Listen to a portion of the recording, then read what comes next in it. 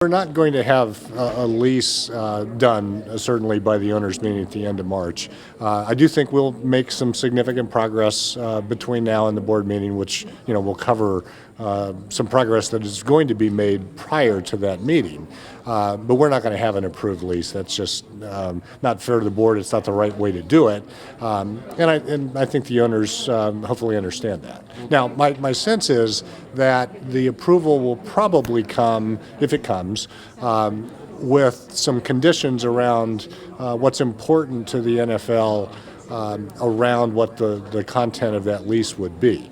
But I've also, as we went through the process of talking to the attorneys that had applied to represent us, we asked them, questions along those lines, and they, to a group, said that the requirements that the NFL puts on that are reasonable. The NFL is certainly functions in a business-like manner. They're not trying to be overly intrusive into that, but they just want to make sure that their interests are protected as well. So there's no concern on your part that not having a lease agreement in place will delay the owners' vote on the Raiders move? Well, I wouldn't phrase it as a concern. That's up to the NFL. It's not up to us. So we're hoping that it happens at the end of March, but that's for the Raiders and the NFL to deal with. I don't know exactly what the structure of the agreement is between Bank of America and the Raiders, but I think it's pretty easy to discern what it is.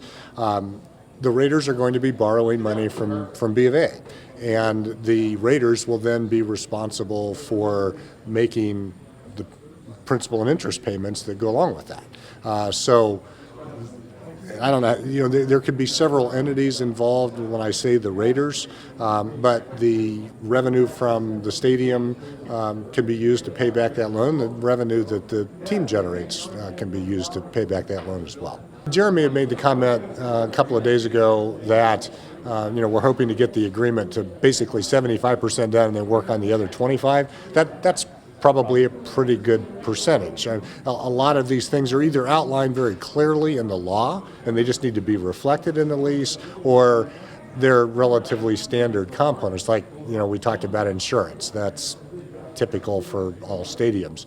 And then there are things that are different, and we'll have to work through those. The Raiders seem to have a lot of momentum at this point. We think that's great. We're hopeful that they receive the vote in a little less than 3 weeks.